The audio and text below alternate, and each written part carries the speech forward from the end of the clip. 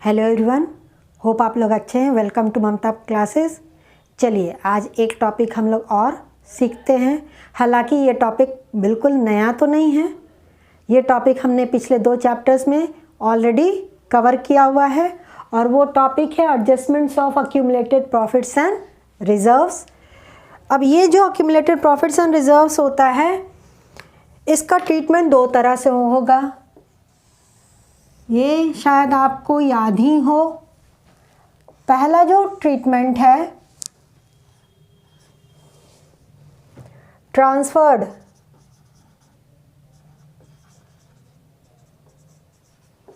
To partners capital account, और कौन से रेशियो में? Old ratio. तो जो भी अक्यूमुलेटेड प्रॉफिट्स एंड रिजर्व्स है, उसको सारे पार्टनर्स के कैपिटल अकाउंट में ट्रांसफ़र करके क्लोज कर देते हैं और इसमें भी आउटगोइंग पार्टनर्स को शेयर मिलेगा। तो हमको प्रॉफिट्स एंड रिजर्व्स को डिस्ट्रीब्यूट करना है पार्टनर्स के कैपिटल अकाउंट में क्रेडिट करके। तो क्या एंट्री पास करेंगे? तो पहला, for distribution of profits and reserves।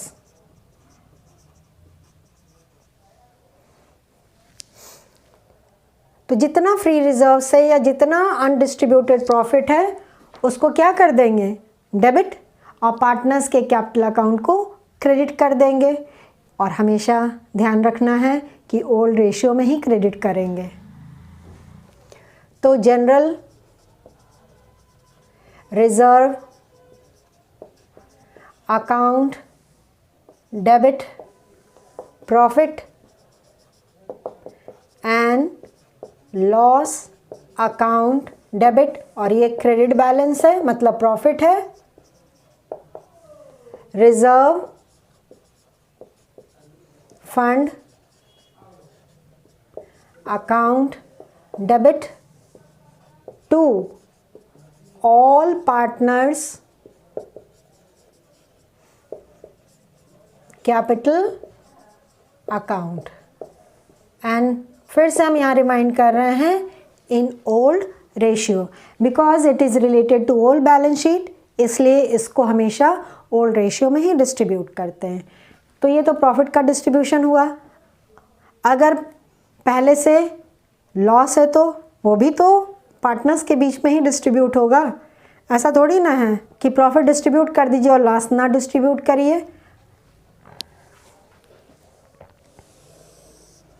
उस केस में क्या हो जाएगा? पार्टनर्स कैपिटल अकाउंट डेबिट हो जाएगा। तो for distribution of losses all partners capital account debit to profit and loss account, और ये डेबिट बैलेंस है, मतलब लॉस है। धीरे धीरे रिकॉल हो रहा है ना। तो ये admission of a new partner में भी पढ़े हैं हम लोग, change in profit sharing ratio में भी पढ़े हैं, और फिर से यहाँ पे सेम टॉपिक कवर किया जा रहा है। तीसरा, for distribution of surplus of specific reserve.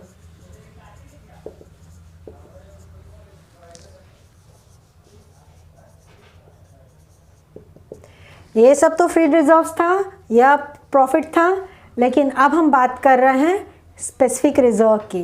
जैसे वर्कमैन कंपनसेशन रिजर्व है, इन्वेस्टमेंट फ्लक्चुएशन रिजर्व है, वो सारा टॉपिक बिल्कुल डिट्टो है as it was in case of admission of a new partner या change in profit sharing ratio. तो detail में तो वहाँ हम डिस्कस कर ही दिए हैं। अगर आपको थोड़ा सा भी प्रॉब्लम है तो इससे रिलेटेड वीडियो आप पीछे के चैप्टर में देख सकते हैं और वहाँ से अच्छे से समझ सकते हैं। तो यहाँ सिर्फ सरप्लस पार्ट ही डिस्ट्रीब्यूट होगा। Workman, compensation, reserve, account, debit, investment,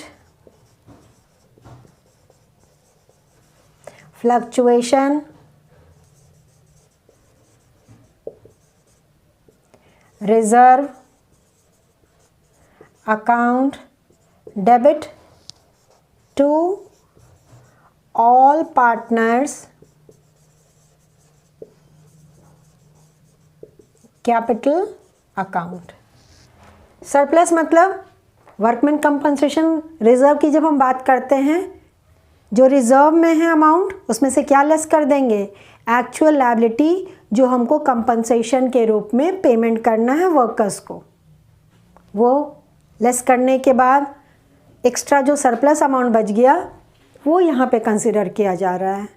ठीक उसी तरीके से इन्वेस्टमेंट फ्लक्चुएशन रिजर्व में जो अमाउंट है उसमें से क्या लेस कर देंगे, जो हमारा लॉस हो रहा है इन्वेस्टमेंट पे। और लॉस ऑन इन्वेस्टमेंट कैसे कैलकुलेट होता है, बुक वैल्यू में से क्या लेस कर देते हैं, मार्केट वैल्यू। बुक वैल्यू बोलिए तो जो हमारा अमाउंट शो हो रहा है बैलेंस शीट में, तो उसमें से लेस कर देते हैं मार्केट वैल्यू, तो हमारा लॉस हो जाता है इन्वेस्टमेंट का। उस लॉस को इन्वेस्टमेंट फ्लक्चुएशन रिजर्व से एडजस्ट करने के बाद जो सरप्लस अमाउंट बचा वही यहाँ पे डिस्ट्रीब्यूट होगा पार्टनर्स के बीच में। तो ये तो सिचुएशन हो गया जहाँ सारा अक्यूमुलेटेड प्रॉफिट्स एंड रिजर्व्स को हम पार्टनर्स कैपिटल अकाउंट में ट्रांसफ़र कर दिए। लेकिन कभी कभी पार्टनर्स डिसाइड करते हैं कि जो अक्यूमुलेटेड प्रॉफिट्स एंड रिजर्व्स का अमाउंट है बैलेंस शीट में उसको ऑल्टर नहीं करना है, मतलब जस्ट का तस उसको बैलेंस शीट में छोड़ देना है, रिवाइज फिगर नहीं जाएगा। तो उस केस में क्या करते हैं, एडजस्टमेंट एंट्री पास कर देते हैं। एडजस्टमेंट एंट्री सिंगल एंट्री के द्वारा सारा एडजस्टमेंट हम कर लेते हैं। तो दूसरा केस हो गया नॉट ट्रांसफर्ड।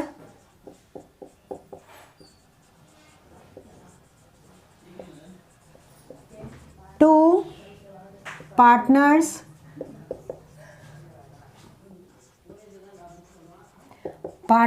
Capital account. तो ये रिजर्व्स को पार्टनर्स के कैपिटल अकाउंट में ट्रांसफ़र नहीं करना होता है। तो क्या करेंगे, ये सारा जो रिजर्व्स है लायबिलिटी साइड वाला उसको ऐड कर देंगे।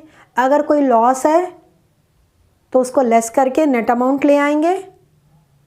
ये रिजर्व्स भी उसमें ऐड हो जाएगा सरप्लस पार्ट, मतलब दिस प्लस दिस, और अगर लॉस है तो ये माइनस हो जाएगा। नेट अमाउंट जो बचेगा उसके बाद हम एक एडजस्टमेंट एंट्री पास करेंगे, और वो एंट्री क्या होता है बेटा जी,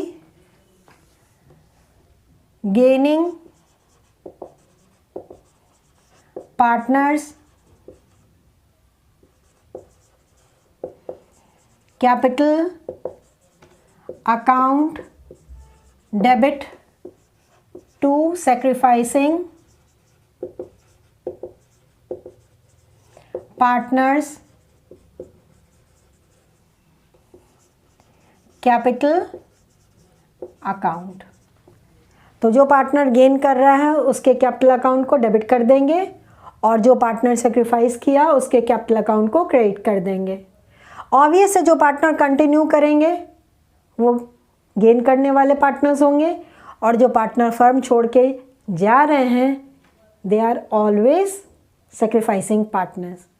लेकिन कभी कभी ऐसा भी सिचुएशन होता है कि जो कंटिन्यूइंग पार्टनर्स है उसमें से भी कोई एक पार्टनर सेक्रीफाइस कर जाए। तो आप तो सेक्रीफाइसिंग रेशियो और गेनिंग रेशियो जब कैलकुलेट करिएगा आपको क्लियर हो जाएगा who has gain and who has sacrifice. तो नेट अमाउंट जो हम कैलकुलेट करके लाए हैं सारा एडिशन सब्ट्रैक्शन कर करके उसको किससे मल्टीप्लाई कर देंगे, सेक्रीफाइसिंग एंड गेनिंग रेशियो से, और ये सिंपल सा जर्नल एंट्री पास कर देंगे। तो यहाँ पे एडजस्टमेंट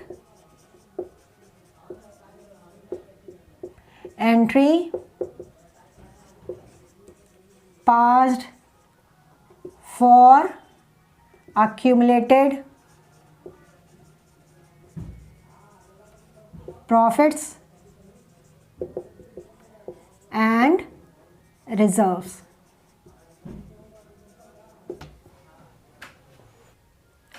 अब इस टॉपिक से रिलेटेड एक न्यूमेरिकल हम लोग सॉल्व कर लेते हैं, यानी कि जहां accumulated profits and reserves को पार्टनर्स के कैपिटल अकाउंट में ट्रांसफ़र किया जाता है। अभी एक क्वेश्चन आपके स्क्रीन पे डिस्प्ले होगा, उसका स्क्रीनशॉट ले लीजिए।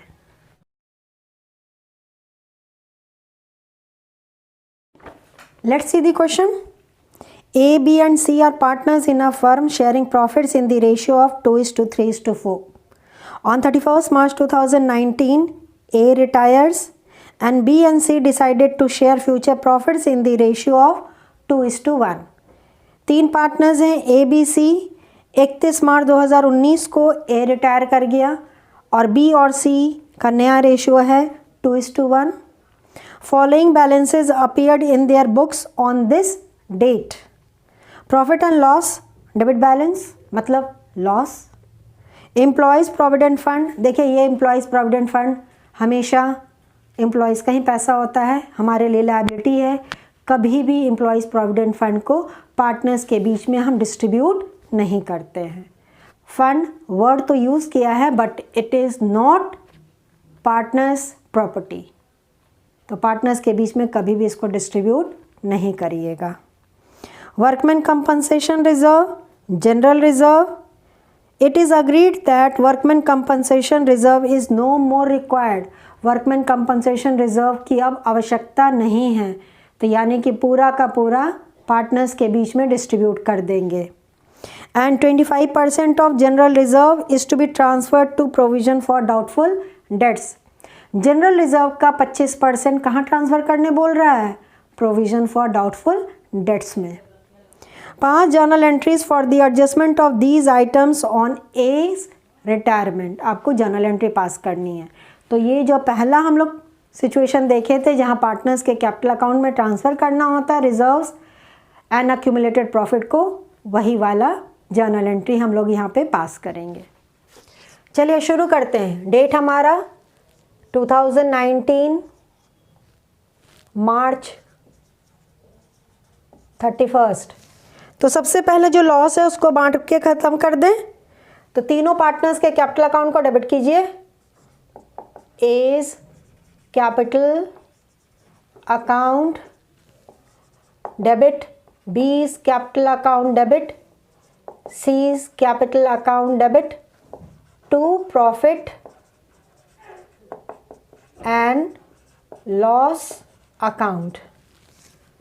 तो यहाँ पे तीनों पार्टनर्स के कैपिटल अकाउंट को डेबिट किया जा रहा है। लॉस में कितना है बेटा जी, 72,000, और इसको किस रेशियो में बांटना है, old ratio, and given old ratio is 2:3:4। तो 16,000, 24,000 and 32,000। Loss distributed in the old ratio 2:3:4।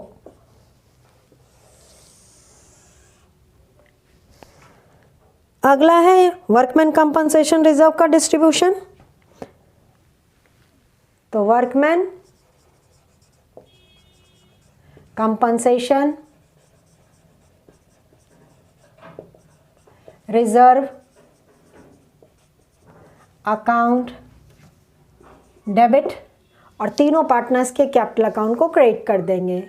तो 2 is capital account, 2 B's capital account and to C's capital account. बहुत simple. The amount of workman compensation reserve is 45,000. और इसको 2, 3, 4 के ratio में बांटेंगे तो कितना आ जाएगा? 10,000, 15,000 and 20,000. Workman compensation reserve credited to partners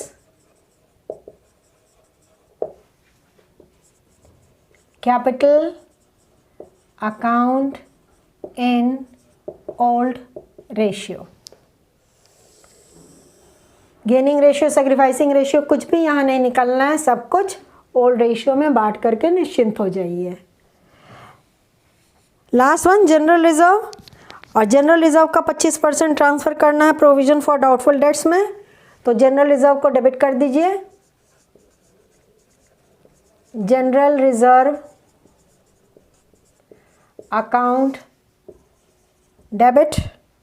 the amount is 1,25,000.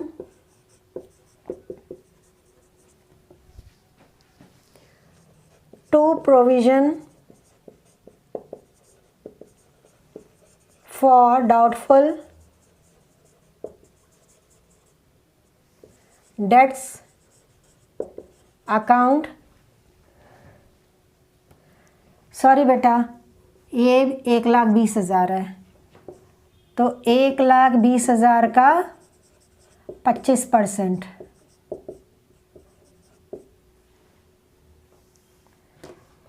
30,000. 1,20,000 में से 30,000 माइनस कर दीजिए, बचा कितना? 90,000. और वो 90,000 तीनों पार्टनर्स के कैपिटल अकाउंट में क्रेडिट हो जाएगा 2, 3, 4 के रेशियो में. 2 A's capital account, 2 B's capital account and to C's capital account. 20,000 A में, 30,000 B में and 40,000 C के कैपिटल अकाउंट में क्रेडिट हो गया. Narration. 25% of general reserve transferred to provision for doubtful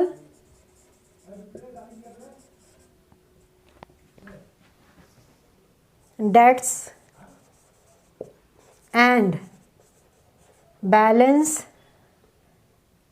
credited to partners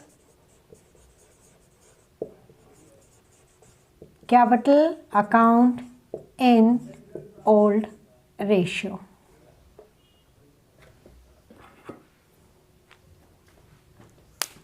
समझ में आ गया ना? सिंपल तो है.